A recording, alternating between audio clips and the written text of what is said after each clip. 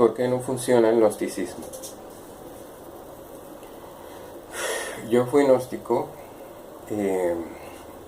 Yo suelo decir que es la alma mater de mi vida espiritual personal. Este video lo hago exclusivamente para las personas que me han preguntado, que me han cuestionado, porque yo he hecho algunos comentarios en los videos de la sociedad gnóstica actual y de la difusión de sus materiales y todo lo que tiene que ver con la formación de su religión. Yo fui gnóstico muchos años, a partir de más o menos los 7, 8 años. Mi mamá fue gnóstica, muy devota, extremadamente cercana a los líderes, al movimiento. Así que yo me crié, me levanté en una fundamentación gnóstica, hasta la edad de, no sé, 16, 17 años probablemente. El gnosticismo es muy largo, muy complejo de entenderlo. La forma de, digamos, de tenerlo, ellos lo abordan es como por etapas, por niveles, por fases. Ella le llama fase A, la fase B, hay un bautismo. Bueno, esa es ya la ritualización propiamente dicha de todo lo que tiene que ver con su formación espiritual, la de ellos en conjunto y la de cada uno. El gnosticismo abarca sincretismo, abarca magia, abarca desdoblamiento astral, esoterismo, exoterismo, sexualización, abarca manejo de energías. Es una religión muy extensa, muy compleja. Tiene demasiados elementos, muchos niveles. Hay meditación trascendental, medicina crística, hay runas, hay vocalizaciones, hay ejercicios de respiración. Todo estuvo bastante enfocado en la parte, digamos, nueva era, New Age, tal vez por la época en la que volvió a tener mucho auge, que fueron la década de los 60s y los 70s, con todo este boom del New Age.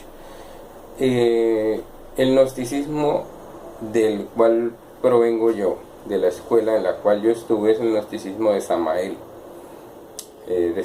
Aun Weor, que tuvo su sede aquí en Colombia y que se extendió desde aquí y llegó a tener miles de seguidores, y tuvieron la editorial Iris, a través de la cual hicieron muchísimos libros y extendieron muchísimo este conocimiento. Y todo eso fue, yo creo que hasta cierto punto, bastante positivo. El gnosticismo se fundamenta en 3 pilares: el amor a la humanidad, el sacrificio por la humanidad, que es lo que se denomina para los hindúes el voto del bodhisattva, que es una persona que normalmente decide quedarse voluntariamente, se fundamenta en que se va a quedar voluntariamente en este mundo de sufrimiento para ayudar a los demás a sufrir. Ese es el amor. El carácter sexual, del cual, si quieren, puedo hablar un poco más después. Y el morir. El morir significa separar, significa aislar todos los aspectos emocionales de la vida de una persona del común a las cosas que tienen que ver con el espíritu, a las cosas que tienen que ver con el alma. Luego veremos que eso realmente no es separable, pero dentro de esta filosofía es así. Básicamente, ¿a qué me refiero yo cuando digo que no funciona, que no sirve?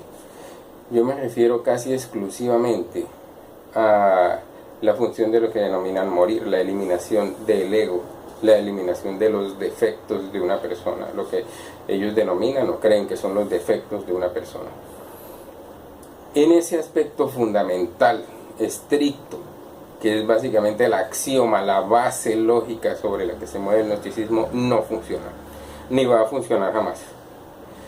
Está muy claro que a ellos les hizo falta, a los que lo fundamentaron, a los que crearon la disciplina como tal, aunque el gnosticismo de él se habla que es muy antiguo, que es muy viejo, pero está muy claro que no tenían conceptos claros de cómo funciona la mente humana. No más en la introducción del proceso inductivo para iniciar, pues tienes que comenzar a entender desde la base gnóstica que tú no tienes un centro permanente de conciencia. Ellos le llaman un centro permanente de conciencia a la capacidad que tenga una persona de siempre ser de una misma manera, de siempre funcionar de una forma determinada, independientemente de las situaciones o las circunstancias que rodeen tu vida en este instante preciso, exclusivo. ¿Ya? Quiere decir que si tú reaccionas con rabia, con violencia o con lujuria a determinadas circunstancias, significa que tú no tienes un eje permanente de conciencia, luego no eres una persona como, digamos que lo suficientemente despierta, ¿sí?, para poder razonar y tener una verdadera relación contigo mismo y con el mundo y con el universo, etcétera. Ya.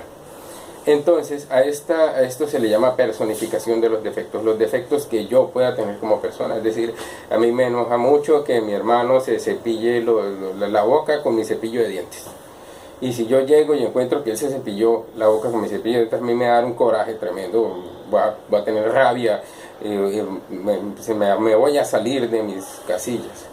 Eso es un defecto, porque es ira, y la ira pues está vinculada entonces a los estados de ánimo internos de una persona. Entonces la ira es mala y hay que eliminarla. La forma de eliminarla es haciendo una especie de invocación interna a una de las fuerzas primarias del alma humana, que ellos la llaman o la relacionan o la conocen como Devi Kundalini, Shakti, bueno, tiene muchos nombres, todo eso viene del Hindustán. Y ellos creen o ellos piensan y así lo instruyen, que si uno en el momento de sentir un impulso de ira muy fuerte apela a aquella fuerza interna y le solicita muy acomedidamente que elimine ese defecto, y es la fuerza de este defecto, la fuerza de esta ira, de esta rabia, bajará y bajará hasta convertirse, hasta que yo llegue y encuentre a mi hermano cepillando los dientes con mi cepillo y pues ya no me dé rabia. Y básicamente ese es el objetivo. Y ese es el objetivo a lograr con prácticamente todas las cosas que tienen que ver con la vida de una persona. ¿Ya? Es evitar estas reacciones, no evitarlas, sino combatirlas de frente. Extraerlas, y a eso que se le llama el ego, que es básicamente la percepción que yo tengo de mí mismo, eliminarlo, cargárselo. Te tienes que cargar al ego, porque el ego es demoníaco, y en la medida en que eso vaya ocurriendo, mi caracteropatía interna irá siendo más consecuente con el cosmos, y entonces yo me volveré hipersensible y puedo percibir un montón de cosas, etcétera, etcétera. Fundamentado en esto, tengo que decir que después de más de 10 años de estudio, de 10 años de trabajo y de experimentos de buena fe, no se trata de decir voy a hacer esto para demostrar que no funciona, no, se trata de decir que si funciona hay que decir que funciona, y si no funciona pues hay que decir que no funciona, y punto. Ya no buscarle excusas al asunto. De tal forma, yo duré años intentando eliminar lo que yo consideraba mis defectos. Para la ira, para la lujuria, en fin, todo lo que tú puedes denominar como defecto, y que en últimas termina no siendo realmente ningún defecto, simplemente hace parte de tu caracteropatía interna, hace parte de tu forma. Eso sí, habla de ti. No funciona. Te la puedes pasar invocando a Devi Kundalini, te la puedes pasar invocando, tratando de eliminar esas líneas, tratando de depurar totalmente tu sistema, tu circuito interno, y no va a pasar. A 50 años después, si encuentras a alguien cepillándose los dientes con tu cepillo, te va a dar rabia. Y pare de contar. Lo cual quiere decir que no funciona. ¿Por qué no funciona? Porque esa rabia que uno trata de combatir habla de uno, tiene mucho que ver con uno mismo, tiene mucho que ver con uno como persona, como individuo. Esa rabia tiene que ser comprendida y tiene que ser integrada en todos los aspectos de la vida. porque nosotros siempre tenemos nuestras vidas secretas, ¿no? Existe la vida pública, la vida privada y la vida secreta.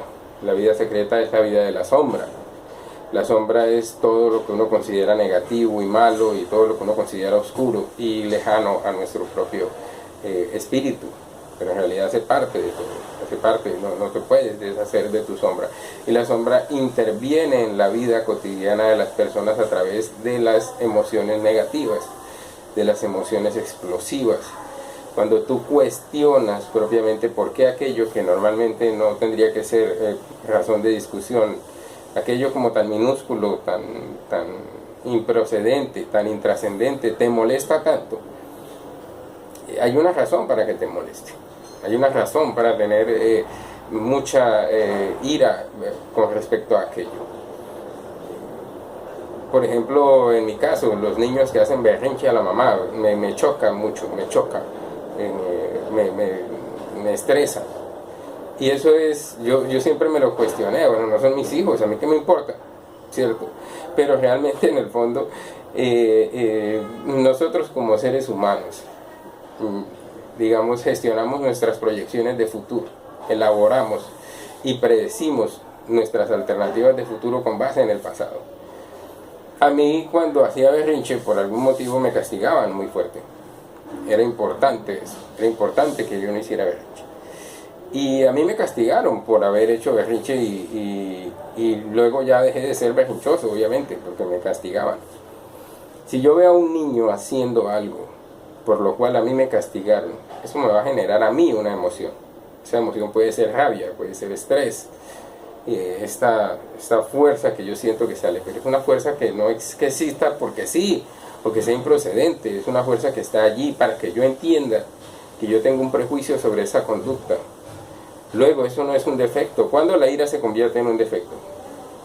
Cuando me voy a divorciar porque tengo ataques de ira tan fuertes que termino dañando las cosas o golpeando a mi pareja, y entonces ahí la ira es un defecto. ¿Qué significa defecto? Efecto restado. Quiere decir que yo quiero conseguir un efecto y consigo otra cosa.